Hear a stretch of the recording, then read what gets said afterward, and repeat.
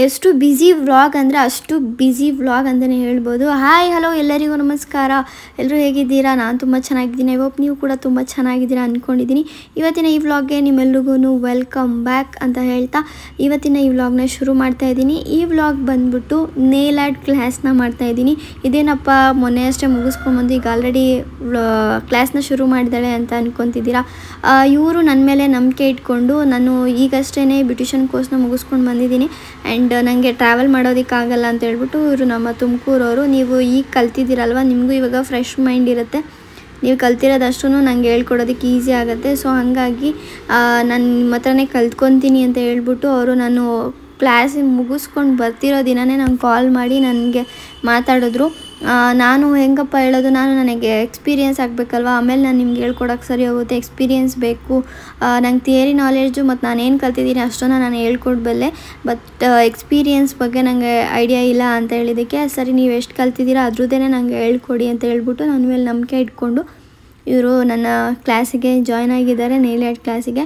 ನನಗೆ ನಮ್ಮ ಮ್ಯಾಮ್ ಎಷ್ಟು ಹೇಳ್ಕೊಟ್ಟಿದ್ರು ಅಷ್ಟೂ ಮತ್ತು ನಾನು ಯಾವ ಥರ ಅರ್ಥ ಮಾಡ್ಕೊಂಡಿದ್ದೆ ಇನ್ನೂ ಈಸಿ ವೇಲಿ ಮತ್ತು ಇನ್ನೂ ಎಕ್ಸ್ಟ್ರಾ ಎಲ್ಲ ಏನೇನು ನಾನು ವಿಡಿಯೋಸ್ ಎಲ್ಲ ನೋಡಿ ತಿಳ್ಕೊಂಡಿದ್ದೆ ಅಷ್ಟೂ ಕೂಡ ನಾನು ಇವರಿಗೆ ಹೇಳ್ಕೊಡ್ಬೇಕು ಅಂತ ಹೇಳ್ಬಿಟ್ಟು ನಾನು ಮೈಂಡ್ ಫಿಕ್ಸ್ ಮಾಡಿಕೊಂಡು ಅವರಿಗೆ ಹೇಳ್ಕೊಡ್ತಾ ಇದ್ದೀನಿ ಕೂಡ. ಎಲ್ಲ ಪ್ರಾಡಕ್ಟೂ ಕೂಡ ಪರ್ಚೇಸ್ ಮಾಡಿ ತೊಗೊಂಡು ಬಂದಿದ್ದಕ್ಕೂ ಕೂಡ ಒಳ್ಳೆ ಯೂಸ್ ಆಯಿತು ಅಂತಲೇ ಹೇಳ್ಬೋದು. ಕೆಲವೊಬ್ಬರು ಕಲ್ತಿದ ತಕ್ಷಣ ಪ್ರಾಡಕ್ಟ್ನ ತೊಗೊಳ್ಳಲ್ಲ, ಆಮೇಲೆ ತೊಗೊಳ್ಳೋಣ ಅಂತ ಅಂದ್ಕೊತಾರೆ. ಸೊ ಹಾಗಾಗಿ ಆ ಥರ ಮಾಡೋಕ್ಕೆ ಹೋಗ್ಬಾರ್ದು. ಕಲ್ತಿದ ತಕ್ಷಣ ಪ್ರಾಡಕ್ಟ್ ತೊಗೊಂಡು ನಾವು ಪ್ರಾಕ್ಟೀಸ್ನ ಮಾಡ್ತಾ ಹೋದಂಗೆ ನಾವು ಕೂಡ ಪ್ರೋ ಆಗ್ತಾ ಹೋಗ್ತೀವಿ. ಕಲ್ತ್ಬಿಟ್ಟು ಮನೇಲಿ ಸುಮ್ಮನೆ ಕೂತ್ಕೊಂಡ್ರೆ ಯಾರು ಕೂಡ ಎಷ್ಟೇ ದೊಡ್ಡ ಆರ್ಟಿಸ್ಟ್ ಅಥವಾ ಫುಲ್ಲು ಬೇರೆ ಕಡೆ ದೊಡ್ಡ ಇಂಡಸ್ಟ್ರಿಯಲ್ಲಿರೋ ಅಂಥ ಕಡೆನೇ ನೀವು ಹೋಗಿ ಕಲ್ತ್ಕೊಂಬಂದ್ರೂ ವೇಸ್ಟ್ ಆಫ್ ನೀವು ಕಲ್ತಿರೋದೆಲ್ಲ ಅಂತಲೇ ಹೇಳ್ಬೋದು. ಪ್ರಾಕ್ಟೀಸ್ ಮಾಡಿದ್ರೆ ಮಾತ್ರ ಅದು ನಿಮ್ಮ ಒಂದು ಲೆವೆಲಿಗೆ ಅದನ್ನು ತೊಗೊಂಡೋಗುತ್ತೆ ಅಂತಲೇ ಹೇಳ್ಬೋದು. ಪ್ರಾಕ್ಟೀಸ್ ಮೇಕ್ಸ್ ಮ್ಯಾನ್ ಪರ್ಫೆಕ್ಟ್ ಅನ್ನೋ ಥರ. ಸೊ ಹಾಗಾಗಿ ನಾನು ಕೂಡ ಅವ್ರ ಜೊತೆ ಪ್ರಾಕ್ಟೀಸ್ ಆದಂಗೆ ಆಯಿತು, ಅವ್ರಿಗೆ ಹೇಳ್ಕೊಟ್ಟು ನನಗೂ ಕೂಡ ನಾಲೆಡ್ಜ್ ಗೇನ್ ಆದಂಗೆ ಆಯಿತು. ಅವ್ರಿಗೂ ಕೂಡ ನಾನು ತುಂಬ ಡೆಪ್ತಾಗಿ ನಾನು ಏನು ಕಲ್ತಿದ್ದೀನೋ ಅಷ್ಟೂ ನಾನು ಯಾವುದೇ ಟ್ರಿಕ್ಸ್ ಆಗಲಿ ಟಿಪ್ಸ್ ಆಗಲಿ ಬಿಟ್ಕೊಡ್ದಿರೋ ಹಾಗೆ ಎಲ್ಲನೂ ಕೂಡ ಅವರಿಗೆ ಹೇಳ್ಕೊಡ್ತಾ ಹೋದೆ. ಆ್ಯಂಡ್ ಫಸ್ಟ್ ಡೇ ನೋಟ್ಸ್ ಕೂಡ ನಾನು ಕೊಟ್ಟೆ. ಆ್ಯಂಡ್ ಅವರು ಕೂಡ ಅವರು ಸಲೂನ್ನ ಓಪನ್ ಮಾಡಬೇಕು, ನನಗೂ ಬೇಗ ಕಲಿಸ್ಕೊಡಿ ಅಂತ ಹೇಳಿದ್ರು.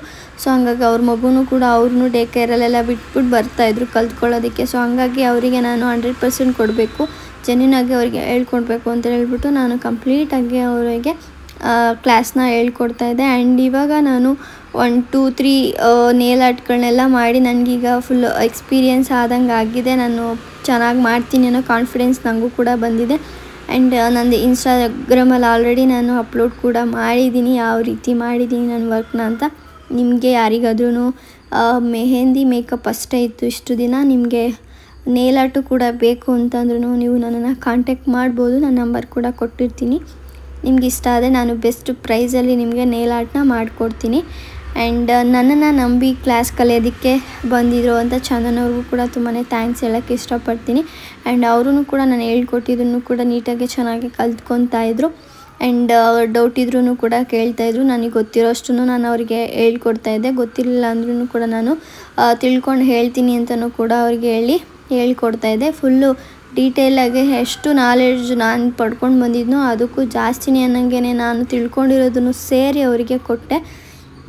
ಆ್ಯಂಡ್ ಅವರೂ ಕೂಡ ಕ್ಲಾಸಿಗೆ ಬರ್ತಾಯಿದ್ದಾರೆ. ಆ್ಯಂಡ್ ನಾನು ಕೂಡ ಕೆಲವೊಂದು ದಿನ ಬ್ಯುಸಿ ಆದಾಗ ಅವ್ರಿಗೂ ಬ್ಯುಸಿ ಇದ್ದಾಗ ಅವರು ಹೇಳ್ತಿದ್ರು, ಇಲ್ಲ ನಾಳೆ ಬರ್ತೀನಿ ನಾಡ್ದು ಬರ್ತೀನಿ ಅಂತ. ಆ್ಯಂಡ್ ಫೈನಲಾಗಿ ಇಬ್ಬರು ಹೆಂಗೋ ಬ್ಯಾಲೆನ್ಸ್ ಮಾಡಿಕೊಂಡು ಕ್ಲಾಸ್ನೂ ಕೂಡ ಮಾಡ್ಕೊಂಡ್ವಿ. ಇವತ್ತು ಕ್ಯೂಟಿಕಲ್ ಕಟ್ಟಿಂಗ್ನ ಯಾವ ರೀತಿ ಮಾಡೋದು ಅಂತ ಹೇಳ್ಬಿಟ್ಟು ನಾನು ಲೆಮನಲ್ಲಿ ತೋರಿಸ್ತಾಯಿದ್ದೆ. ಅವರು ಕೂಡ ಇಂಟ್ರೆಸ್ಟಾಗಿ ಕಲ್ತ್ಕೊಂಡು ಮಾಡ್ತಾಯಿದ್ರು. ಹಾಗೇ ನನಗೊಬ್ಬರು ಸಡನ್ ಕ್ಲೈಂಟ್ ಕೂಡ ಮೆಹಂದಿ ಬೇಕು ಸೀಮಂತಕ್ಕೆ ಅಂತ ಹೇಳ್ಬಿಟ್ಟು ಬಂದರು. ಮೆಹಂದಿ ಹಾಕ್ಸ್ಕೊತಿದ್ದಾರಲ್ಲ ಅವರು ಇವ್ರ ಅತ್ತೆ ಅಂತೆ. ಸೊ ಇವರು ನನ್ನ ಸಬ್ಸ್ಕ್ರೈಬರು, ನನ್ನ ಫಾಲೋವರ್ ಕೂಡ ಹೌದು. ಇವರು ನೋಡಿಬಿಟ್ಟು ಇವ್ರು ಚೆನ್ನಾಗಿ ಆಗ್ತಾರೆ ಅಂತ ಹೇಳ್ಬಿಟ್ಟು ಅವರಿಗೆ ಸಜೆಸ್ಟ್ ಮಾಡಿದ್ದಾರೆ. ಸೊ ಹಾಗಾಗಿ ಅವರು ಕುಣಿಗಲ್ಗೆ ಹೋಗಬೇಕು ಅಂತ ಅಂದ್ಕೊಂಡಿದ್ರಂತೆ. ಆಮೇಲೆ ಇಲ್ಲೇ ಹೋಗೋಣ ಅಂತ ಹೇಳ್ಬಿಟ್ಟು ಇಲ್ಲೇ ಅವರ ಹಸ್ಬೆಂಡು ಇವರು ಎಲ್ಲರೂ ಕೂಡ ಮಾತಾಡಿ ಆಮೇಲೆ ಫೈನಲ್ ಆಗಿ ಬರ್ತೀವಿ ಅಂತ ಹೇಳ್ಬಿಟ್ಟು ಬಂದರು. ಈಗ ಅವರಿಗೆ ಮೆಹಂದಿ ಹಾಕೋದಕ್ಕೆ ಸ್ಟಾರ್ಟ್ ಮಾಡ್ಕೊಳ್ತಾ ಇದ್ದೆ. ಯಾವ ಥರ ಬೇಕು ಅಂತ ಕೇಳಿದೆ. ಅವರು ಫುಲ್ ಹ್ಯಾಂಡ್ ಬೇಕು ಅಂತಂದರು. ಥೀಮ್ ಏನಾದರೂ ಬೇಕಾ, ಬೇಬಿ ಮಾಮ್ ಇರೋ ಥರ, ಮಾಮ್ ಟು ಬಿ ಆ ಥರ ಅಂದೆ. ಇಲ್ಲ ನಂಗೆ ಫುಲ್ ಹ್ಯಾಂಡ್ ಬೇಕು, ಆ ಥರ ಎಲ್ಲ ಏನೂ ಬೇಡ ಅಂತಂದರು. ಆಮೇಲೆ ನಾನೊಂದು ಕೆಲವು ಡಿಸೈನ್ನ ತೋರಿಸ್ದೆ. ಆಮೇಲೆ ಇದು ಓಕೆನಾ ಅಂತ ಕೇಳಿದೆ. ಸರಿ ಹಾಕ್ಕೊಡಿ ಅಂತ ಹೇಳಿದ್ರು. ಸೊ ಫುಲ್ ಇನ್ನೋಸೆಂಟ್ ಕ್ಲೈಂಟ್ ಅಂತಲೇ ಹೇಳ್ಬೋದು. ಆ್ಯಂಡ್ ತುಂಬ ಚೆನ್ನಾಗಿ ಕೋಪರೇಟ್ ಮಾಡಿದ್ರು. ಆ್ಯಂಡ್ ನಮ್ಮ ಮನೆಗೆ ಬಂದು ಅವರೇನೆ ಬಿಡಿಸ್ಕೊಂಡು ಹೋದರು.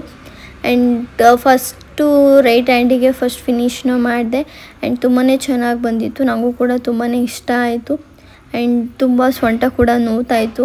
ಈ ಥರ ಪೊಸಿಷನಲ್ಲಿ ಬಕ್ಕೊಂಡು ಹಾಕ್ತಾಯಿರ್ತೀವಿ, ಸೊಂಟ ಕುತ್ತಿಗೆ ಆ್ಯಂಡ್ ಕಾಲು ಕೈ ಎಲ್ಲ ಫುಲ್ಲು ನೋವು ಬಂದುಬಿಟ್ಟಿರುತ್ತೆ. ಆ್ಯಂಡ್ ದುಡ್ಡು ಇಸ್ಕೊಂಡು ಬರೋದು ಮುಖ್ಯ ಅಲ್ಲ, ನಿಮ್ಗೆ ಹಾಕೋದು ಮುಖ್ಯ ಅಲ್ಲ, ಅಷ್ಟು ಪೇಯ್ನು ಕೂಡ ನಾವು ಸಫರ್ ಮಾಡಿರ್ತೀವಿ ಬ್ಯಾಕಲ್ಲಿ. ಆ್ಯಂಡ್ 2 ಹ್ಯಾಂಡಿಗೆ ಈ ರೀತಿಯಾಗಿ ಫಿನಿಶ್ ಮಾಡಿದೆ. ಔಟ್ಪುಟ್ ಅಂತೂ ತುಂಬಾ ಚೆನ್ನಾಗಿ ಬಂದಿತ್ತು. ನಂಗೆ ತುಂಬ ಖುಷಿ ಆಯಿತು. ಆ್ಯಂಡ್ ನಿಮ್ಗೆ ಹೇಗೆ ಅನ್ನಿಸ್ತು, ಯಾವ ಥರ ಇದೆ ಅಂತ ನಿಮ್ಮ ಅಭಿಪ್ರಾಯನ ತಿಳಿಸ್ಬೋದು. ಆ್ಯಂಡ್ ಬ್ಯಾಕ್ ಸೈಡಿಗೆ ಇರಲಿ ಅಂತ ಹೇಳ್ಬಿಟ್ಟು ನಾನೇ ಪಾದದ್ದು ಒಂದು ಇರಲಿ ಅಂತ ಹೇಳ್ಬಿಟ್ಟು ಡಿಸೈನ್ನ ಹಾಕಿ ಮಿಕ್ಕಿದೆಲ್ಲನೂ ಫುಲ್ ಕವರ್ ಆಗೋ ಥರ ಅವ್ರಿಗೆ ಬಿಡಿಸ್ಕೊಟ್ಟೆ. ನಿಮ್ಗೆ ಹೆಂಗೆ ಅನ್ನಿಸ್ತು? ನೀವು ಅಂದ್ಕೊಂಡಂಗಿದೆಯಾ? ಇಷ್ಟ ಆಯ್ತು. Thank you. ಸಜೆಸ್ಟ್ ಮಾಡಿದ್ದಕ್ಕೆ ನಿಮ್ಮ ನಂಬಿಕೆ ಉಳಿಸ್ಕೊಂಡಿದ್ದೀನ.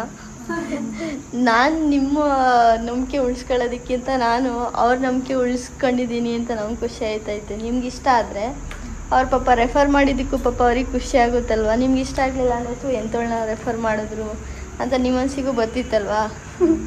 Thank you.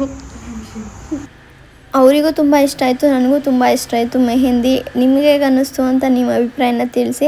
ಹಾಗೆ ಅವರು ರಿವ್ಯೂ ಎಲ್ಲ ಕೊಟ್ಟು ಹೊರಟರು. ಆಮೇಲೆ ನಾನು ಕೆಳಗಡೆ ಬಂದು ಸ್ವಲ್ಪ ಹೊತ್ತು ರೆಸ್ಟ್ ಮಾಡಿ ಆಮೇಲೆ ಮತ್ತೆ ನಮ್ಮಮ್ಮ ಚಿಕನ್ ಸಾಂಬಾರು ಮುದ್ದೆ ಮಾಡಿದರು. ಊಟ ಎಲ್ಲ ಮಾಡಿಕೊಂಡು ನೆಕ್ಸ್ಟು ನಾಳೆಗೆ ನನಗೊಂದು ಎಂಗೇಜ್ಮೆಂಟು ಬ್ರೈಡ್ ಮೇಕ್ ಓವರ್ ಇದೆ. ಅವರು ನನಗೆ ಮಧ್ಯಾಹ್ನನೇ ತೊಗೊಂಬಂದು ಕೊಟ್ಟಿದ್ದರು. ಆ್ಯಂಡ್ ಇವಾಗಲೇ ಕೊಡ್ತೀರಾ ಅಂದರು. ಇಲ್ಲಪ್ಪ ನಾನು ಬರ್ಬೇಕಾದ್ರೆ ನಾಳೆನೇ ತೊಗೊಂಬರ್ತೀನಿ ಅಂತ ಹೇಳಿದೆ.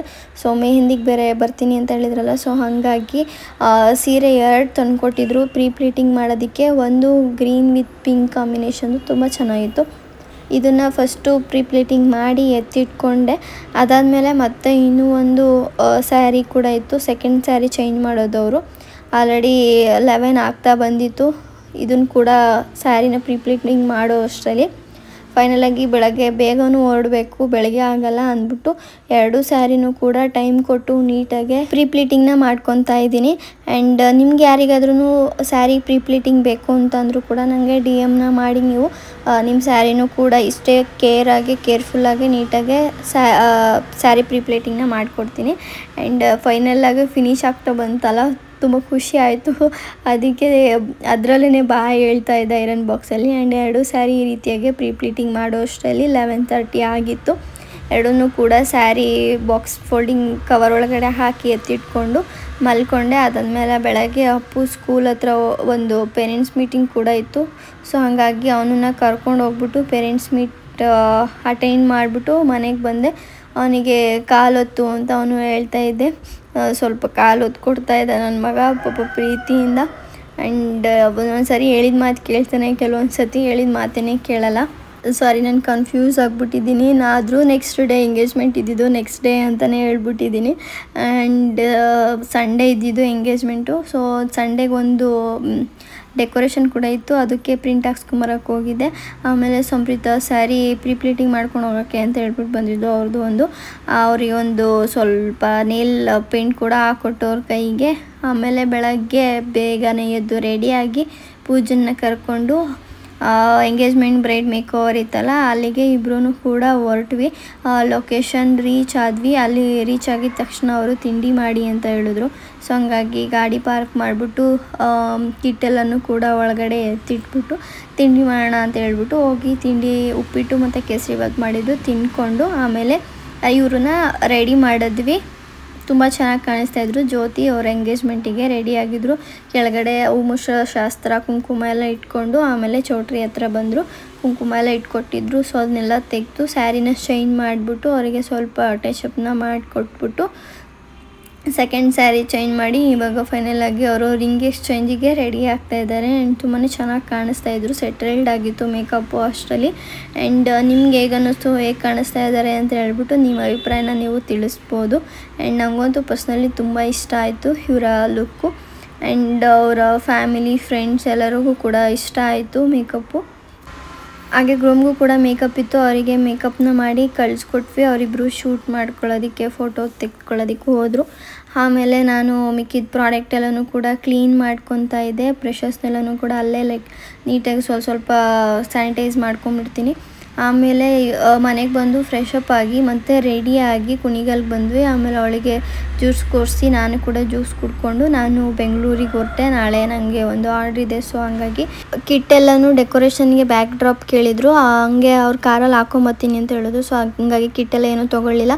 ನಾನು ಪ್ರಾಡಕ್ಟ್ ಎಕ್ಸ್ಚೇಂಜ್ ಮಾಡಬೇಕಾಗಿತ್ತು. ಹಂಗೆ ಕೆಲವೊಂದು ಪ್ರಾಡಕ್ಟ್ನ ತೊಗೋಬೇಕಾಗಿತ್ತು. ನೇಲ್ದು ಟಿಪ್ಗಳು ಎಕ್ಸ್ಟ್ರಾ ತೊಗೊಂಬಿಟ್ಟಿದೆ. ಸೊ ಅದನ್ನು ಎಕ್ಸ್ಚೇಂಜ್ ಮಾಡಬೇಕು ಅಂದ್ಬಿಟ್ಟು ಮೆಟ್ರೋದಲ್ಲಿ ಜಯನಗರ್ಗೆ ಬಂದು ಅಲ್ಲಿಂದ 4 o'clock ಆಟೋ ಮಾಡ್ಕೊಂಡು ಬಂದು ನಾನಿವಾಗ ಸ್ಟೋರ್ ಹತ್ರ ಹೋಗ್ತಾ ಇದ್ದೀನಿ. ಸ್ಟೋರ್ ಹತ್ರ ಹೋಗಿ ಅದು ಟಿಪ್ನ ಎಕ್ಸ್ಚೇಂಜ್ ಮಾಡಿಕೊಂಡು ಹಾಗೆ ಸ್ವಲ್ಪ ಕೆಲವೊಂದು ಮೇಕಪ್ಪಿಗೂ ಪ್ರಾಡಕ್ಟ್ಸ್ ಬೇಕಿತ್ತು ತೊಗೊಂಡು ಹೊರಟೆ. ನೋಡಿದ್ರೆ ಫುಲ್ ಮಳೆ ಬರ್ತಾಯಿತ್ತು. ನೆಡ್ಕೊಂಡೆ ಹೋಗೋಣ ಅಂದ್ಕೊಂಡೆ. ಸ್ವಲ್ಪನೇ ದೂರ ಇತ್ತು ಮೆಟ್ರೋ ಸ್ಟೇಷನು. ಬಟ್ ಆಟೋದಲ್ಲಿ 50 rupees ಕೇಳಿದ್ರು. ಇನ್ನೇನು ಮಾಡೋಕ್ಕಾಗಲ್ಲ, ಮಳೆ ಬರ್ತಿದೆ, ಲೇಟಾಗಿಬಿಡುತ್ತೆ ಅಂತ ಹೇಳ್ಬಿಟ್ಟು ಆಟೋದಲ್ಲಿ ಬಂದು ಮೆಟ್ರೋ ಹೊತ್ತಾಗ ಬಂದೆ. ಅಲ್ಲಿ ಏನಾದರೂ ಸ್ನ್ಯಾಕ್ಸ್ ತೊಗೊಳ್ಳೋಣ ಅಂತ ತೊಗೋಬೇಕಾರೆ ಇವರು ನನ್ನ ವೀವರ್ ಅಂತೆ, ಅವ್ರು ನೋಡಿಬಿಟ್ಟು ಮಾತಾಡ್ಸಿದ್ರು. ಆಮೇಲೆ ಪ್ರಜು ಬಂದು ಅವ್ರ ಅಕ್ಕನ ಮನೆಗೆ ಕರ್ಕೊಂಡು ಹೋದ. ಅವ್ರ ಮನೆಗೆ ಹೋಗ್ಬಿಟ್ಟು ಸ್ವಲ್ಪ ಹೊತ್ತು ಕೂತಿದ್ದು. ಆಮೇಲೆ ಅವರ ಅತ್ತೆದು ಮತ್ತು ಅವ್ರ ನಾದಿನಿದು ಸ್ಯಾರಿ ಕೂಡ ಕೊಟ್ಟರು. ಅಲ್ಲೇ ಅವ್ರ ಮನೇಲೆ ಇನ್ಸ್ಟೆಂಟಾಗಿ ಸ್ಯಾರಿ ಪ್ರಿಪ್ಲೇಟ್ ಮಾಡಿ ಎತ್ತಿಟ್ಕೊಂಡೆ. ಆಮೇಲೆ ಪ್ರೇಮಂಗೆ ಬ್ಯಾಕ್ ಸೈಡ್ ಮೆಹಂದಿ ಕೂಡ ಹಾಕ್ಕೊಟ್ಟೆ. ಆಮೇಲೆ ಊಟ ಮಾಡಿ ಮಲ್ಕೊಂಡು ಬೆಳಗ್ಗೆ ಎದ್ದು ರೆಡಿಯಾಗಿ ಅರ್ಧ ಮೇಕಪ್ ಮಾಡಿದ್ದೆ. ಆಮೇಲೆ ತಿಂಡಿ ಮಾಡಿಕೊಂಡು ಫುಲ್ ಕಂಪ್ಲೀಟ್ ಮಾಡಿದೆ. ಅವಳು ಈ ರೀತಿಯಾಗಿ ಕಾಣಿಸ್ತಿದ್ಲು. ಹೇಗೆ ಕಾಣಿಸ್ತಿದ್ದಾಳೆ ಅಂತ ಹೇಳ್ಬಿಟ್ಟು ನಿಮ್ಮ ಅಭಿಪ್ರಾಯನ ತಿಳಿಸ್ಬೋದು. ಹಾಗೆ ಫೋಟೋಗ್ರಾಫರ್ ಇವತ್ತು ಲೇಡಿ ಬಂದಿದ್ದರು. ಆ್ಯಂಡ್ ಅವರಿಗೂ ಒಂದೆರಡು ವೀಡಿಯೋ ಕ್ಲಿಪ್ಪಿಂಗ್ನ ತೆಕ್ಕೊಟ್ಟೆ. ಅವರು ಶೂಟ್ ಮಾಡೋದು ಅವ್ರ ವರ್ಕಿಂದು. ಹಾಗೆಯೇ ನಂದು ವೀಡಿಯೋ ಕ್ಲಿಪ್ಪಿಂಗ್ ಎಲ್ಲ ತೆಕ್ಕೊಟ್ಟು ಆಮೇಲೆ ನನ್ನ ಪ್ರಾಡಕ್ಟ್ಸ್ ಎಲ್ಲನೂ ಕೂಡ ಹಂಗಂಗೆ ಬಿಟ್ಟು ಬಂದಿದ್ದೆ. ಸೊ ಹಾಗಾಗಿ ಮೇಲ್ಗಡೆ ಹೋಗಿ ಅದನ್ನು ಕೂಡ ಜೋಡಿಸ್ಕೋಬೇಕಾಗಿತ್ತು. ಆಮೇಲೆ ಅವರೂ ಫೋಟೋಶೂಟ್ ಎಲ್ಲನೂ ಮುಗಿಸ್ಕೊಂಡು ಮೇಲ್ಗಡೆ ಬಂದರು. ಅವರೆಲ್ಲ ಫೋಟೋಸ್ ಎಲ್ಲನೂ ಕೂಡ ಮೇಲೂ ತೆಕ್ಕೊತಾಯಿದ್ರು. ಆಮೇಲೆ ಕೂರಿಸಿ ಸೀಮಂತ ಎಲ್ಲನೂ ಕೂಡ ಮುಗೀತು. ಆ್ಯಂಡ್ ನೆಕ್ಸ್ಟು ಸೆಕೆಂಡ್ ಸ್ಯಾರಿ ಕೂಡ ಚೇಂಜಿಂಗ್ ಇತ್ತು. ಸೆಕೆಂಡ್ ಸ್ಯಾರಿ ಎಲ್ಲ ಚೇಂಜಿಂಗ್ ಮಾಡಾದ್ಮೇಲೆ ಫಸ್ಟ್ರದ್ದು ಸರಿಯಾಗಿ ವೀಡಿಯೋ ಬಂದಿಲ್ಲ ಅಂತ ಹೇಳ್ಬಿಟ್ಟು ಅವರು ಮತ್ತೆ ಫೋಟೋಶೂಟ್ ಮಾಡೋದಕ್ಕೆ ಅವ್ರು ಫಸ್ಟಿಂದ ಮತ್ತೆ ಕುಂಕುಮ ಹೂವು ಎಲ್ಲ ಇಡಿಸಿ ಎಲ್ಲ ಮಾಡಿದ್ರು. ಆ್ಯಂಡ್ ನಾನು ಕೂಡ ಹೋಗಿ ಸೀರೆ ತೊಗೊಂಡೋಗಿದ್ದೆ. ಅದನ್ನು ಕೂಡ ಇಟ್ಟು ಸೀಮಂತ ಮುಗಿಸ್ಕೊಂಡು ಅವ್ರ ಊರಿಂದ ಟಿ ಕೂಡ ಬಂದಿತ್ತು. ಅದೇ ಟಿಯಲ್ಲಿ ನಾನು ಕೂಡ ವಾಪಸ್ ಹೊರಟೆ. ಜಾಗ ಇರಲಿಲ್ಲ, ಕೆಳಗಡೆ ಕೂತ್ಕೊಂಡಿದ್ವಿ. ಎಲ್ಲರೂ ಕೂಡ ಮಾತುಕತೆ ಆಡಿಕೊಂಡು ಸಾಂಗ್ ಹಾಕಿದ್ರು. ನನಗಂತೂ ನಿದ್ದೆನೇ ಬರ್ತಾಯಿತ್ತು. ಮುಗಿಸ್ಕೊಂಡು ಮನೆಗೆ ಬಂದು ರೀಚ್ ಆದೆ. ಇದಿಷ್ಟ ಆಗಿತ್ತು ಇವತ್ತಿನ ವ್ಲಾಗ್. ಐ ಹೋಪ್ ಈ ವ್ಲಾಗ್ ನಿಮಗೂ ಇಷ್ಟ ಆಗಿದೆ ಅಂತ ಭಾವಿಸ್ತಾ ಈ ವ್ಲಾಗ್ನ ಇಲ್ಲಿಗೆ ಎಂಡ್ ಮಾಡ್ತಾಯಿದ್ದೀನಿ. ವಿಡಿಯೋ ಇಷ್ಟ ಆಗಿದ್ದರೆ ಲೈಕು, ಶೇರ್, ಕಮೆಂಟು ಮಾಡಿ. ಹಾಗೆ ಇನ್ನೂ ಯಾರೆಲ್ಲ ಸಬ್ಸ್ಕ್ರೈಬ್ ಮಾಡ್ಕೊಂಡಿಲ್ಲ ಅಂದರೆ ನನ್ನ ಚಾನಲ್ಗೆ ಸಬ್ಸ್ಕ್ರೈಬ್ ಮಾಡಿಕೊಂಡು ನನ್ನ ಫ್ಯಾಮಿಲಿಗೆ ಜಾಯ್ನ್ ಆಗಿ. ಮನೆಗೆ ಬಂದು ವೆಯ್ಟ್ ಮಾಡಿದೆ. ಆಮೇಲೆ ನನ್ನ ಮಗ ಕೂಡ ಬಂದ. ನನ್ನ ತಮ್ಮ ಅವನ್ನ ಹೋಗಿ ಸ್ಕೂಲಿಂದ ಕರ್ಕೊಂಡು ಬಂದಿದ್ದ. ಅವನನ್ನು ಸ್ವಲ್ಪ ಹೊತ್ತು ಎತ್ಕೊಂಡು ಮುದ್ದಾಡಿ ಇವತ್ತಿನ ವ್ಲಾಗ್ನ ಇಲ್ಲಿಗೆ ಕಂಪ್ಲೀಟ್ ಮಾಡ್ತಾಯಿದ್ದೀನಿ. See you on next vlog. Bye.